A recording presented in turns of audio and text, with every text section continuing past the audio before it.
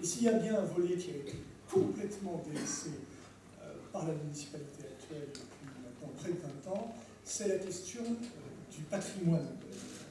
Et si vous regardez, vous apercevez à quel point dans la ville sont en train de se développer des friches culturelles importantes.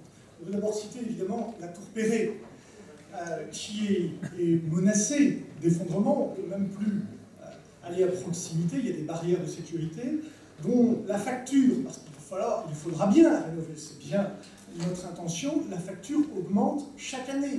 Pensez que la ville de Grenoble, en 18 ans, a déjà fait 3 études pour voir combien cela coûterait, donc en vérité une par mandat, pour voir combien cela coûterait de rénover la Tour Perret. La première étude était à 2,5 millions, la dernière amène la facture à plus de 6 millions d'euros. Et c'est d'autant plus grave qu'en 2008, une grande occasion a été manquée, puisqu'il y avait un mécène, un cimentier, qui était prêt à participer, à apporter sa contribution financière pour la rénovation de la Tour Perret.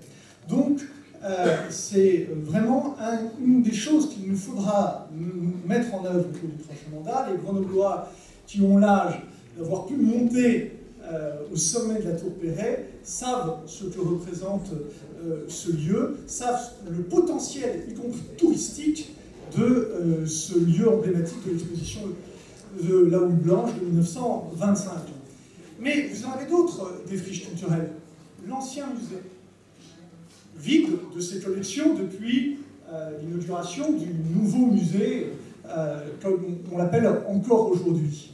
Depuis 20 ans, ce lieu attend une destination d'usage. Il est actuellement occupé à 30% de ses capacités. Il y a la moitié de ce lieu qui est totalement interdite au public pour des raisons de sécurité, et l'autre moitié, si vous accueille des expositions temporaires, vous avez des filets de sécurité parce que le plâtre tombe.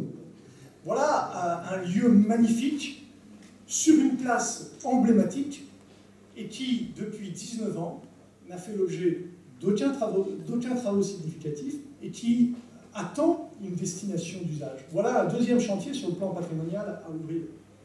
Il y a aussi, évidemment, la question du palais Delphinal, qui est lui aussi, depuis, je ne sais plus exactement quand est-ce qu'a été livré le nouveau palais de justice. Enfin, ça fait bien une quinzaine d'années que le tribunal a déménagé. Alors je sais qu'il n'est pas la propriété de la ville de Grenoble, c'est la propriété du Conseil général, mais enfin il serait en même temps, depuis le temps que M. Valigny et Destau arrivent à se parler et à trouver un projet pour ce lieu magnifique sur le plan patrimonial et sur le plan historique. Voilà, je voulais évoquer cette dimension patrimoniale qui me semble extrêmement importante et qui devra être un volet de notre projet, en précisant d'ailleurs que ce n'est pas seulement le patrimoine très ancien, parce qu'il y a aussi du patrimoine du XXe siècle. Et quand je vois l'état de l'ex-Institut de géographie alpine, que tous les Grenoblois peuvent voir sur la Bastille, qui est devenu un lieu épouvantable, squatté, dangereux. Et j'ai des exemples de jeunes qui ont été sur place, parce que évidemment pour des jeunes de 12-13 ans, c'est sympa d'aller se balader dans ce genre d'endroit, donc qui est devenu un lieu dangereux, eh bien, et qui est une véritable verrue sur notre belle Bastille.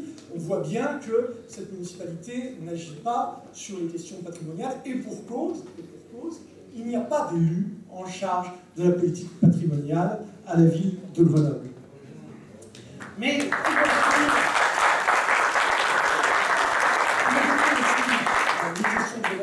est évident qu'il faut dénoncer la triple erreur de Michel Destau et de ses alliés. L'erreur du volume de construction. Jean-Claude Perrin a évoqué tout à l'heure le chiffre de 1000 logements construits par an. C'est effectivement l'objectif du PLH 2010, pour la période 2010-2015. Ayez en tête que le PLH de la période 2005-2010, l'objectif c'était 750 logements.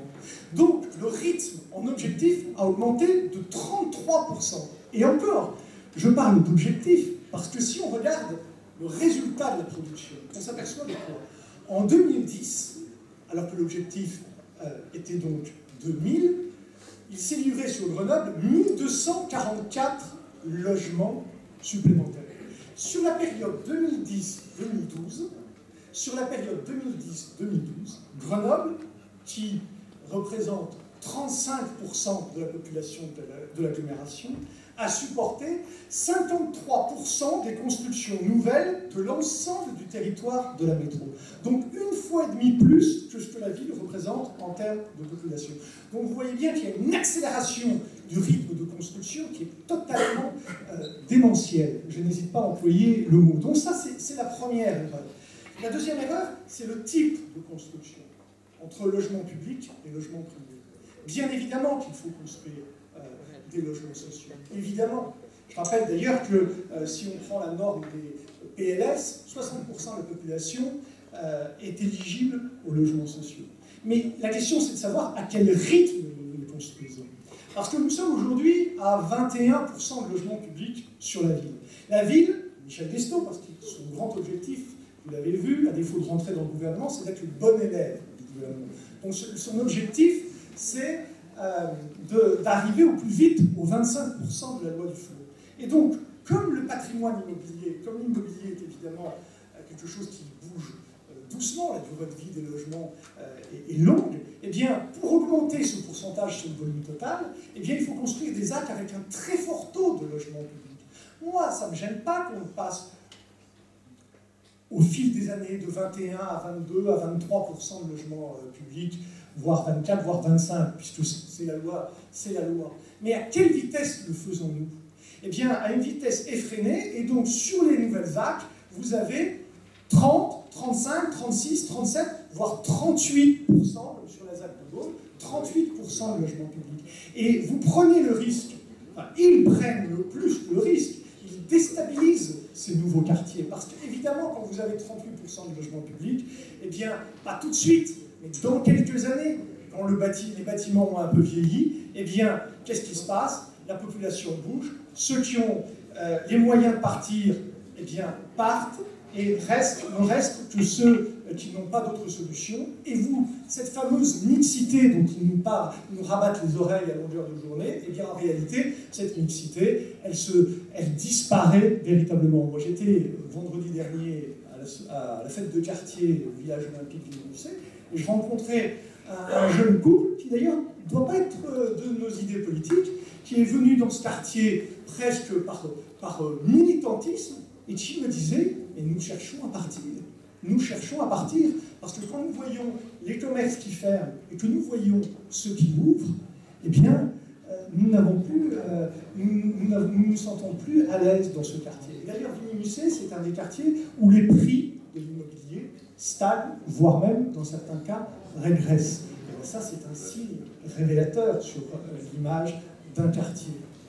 Et la troisième erreur, c'est d'avoir rompu avec quelque chose qui fait partie du pacte grenoblois depuis des décennies et qui a été respecté par toutes les municipalités depuis les années 70.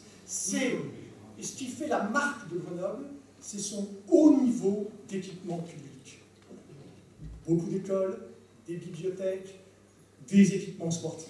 Et vous apercevez effectivement que tous les nouveaux quartiers sont en déficit en termes d'équipement public. Tout simplement parce que construire, ça rapporte de l'argent, des taxes, tandis que construire des équipements publics, ça coûte et que les caisses sont vides. On le sait, on aura l'occasion d'en débattre lors de nos débats sur les finances avec Pierre de Villard, qui sera notre grand témoin. C'est la réalité. Je voudrais prendre la question des écoles. C'est vrai sur Vigny-Musset, l'école Marie-Renoir a été sous-dimensionnée au point qu'elle s'arrête au CE2. L'école Marie-Renoir, les enfants peuvent être scolarisés au CE2, et pour aller en CM1 et CM2, eh bien les enfants, les parents doivent les emmener au village olympique. L'école Lucie Aubrac, qui a été construite dans le cadre du projet de la caserne de Beaune, elle était déjà saturée, alors que les derniers logements n'étaient pas livrés. Et ainsi de suite, et ainsi de suite. En Thouars, il y a dans la salle un de nos amis, dont l'adjoint à l'éducation, dans un premier temps, enfin, l'école voulait lui dire, alors qu'un de ses enfants rentre en maternelle, eh bien, il lui disait, votre enfant est en primaire, vous avez un enfant en primaire, mais votre enfant qui arrive en maternelle, vous ne pourrez pas le mettre dans la même école. Donc il a fallu faire les pieds et les mains, se battre, pour obtenir gain de cause, mais on a obtenu gain de cause sur un cas, mais combien encore dans la ville, la municipalité veut rompre avec le principe du regroupement des fratries, parce qu'il n'y a pas les équipements publics nécessaires. Voilà, c'est très important. Je voudrais en profiter aussi, parce que ça c'est très important sur le plan politique. Je voudrais que vous soyez les relais de ce que je vais vous dire.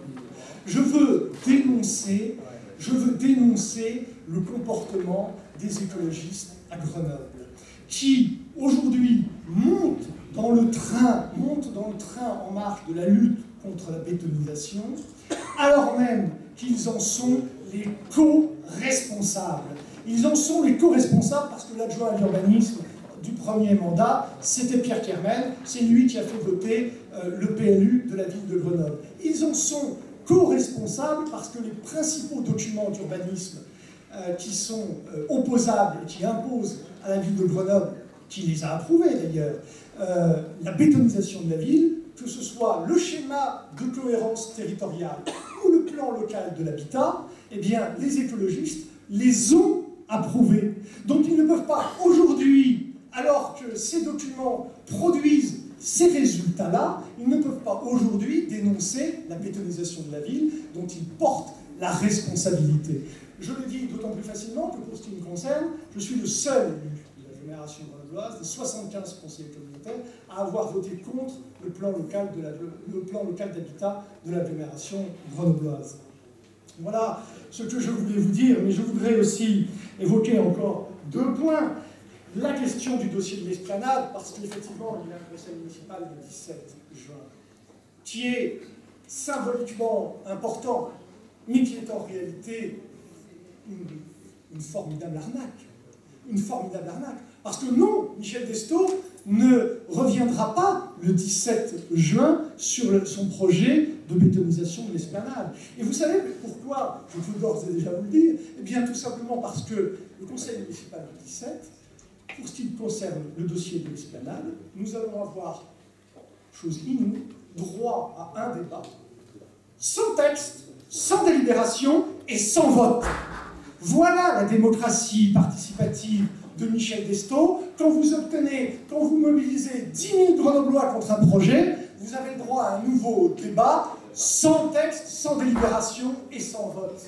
Voilà pourquoi il faut se battre. Voilà pourquoi, malheureusement, parce que je pense qu'il y a aussi d'autres sujets, cette municipalité a fait le choix que les prochaines élections municipales seront aussi un référendum sur la question de la bétonisation de l'esplanade et de la sauvegarde du parc Paul Mistral. C'est eux qui ont choisi, qui ont pris cette responsabilité. Ils l'assumeront dans les urnes.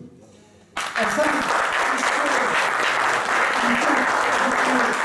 ce que l'on peut faire, il y a des moyens d'agir pour éviter la bétonisation de la ville, tout en soutenant, en répondant à la demande de logement qui est réelle à l'échelle de l'agglomération.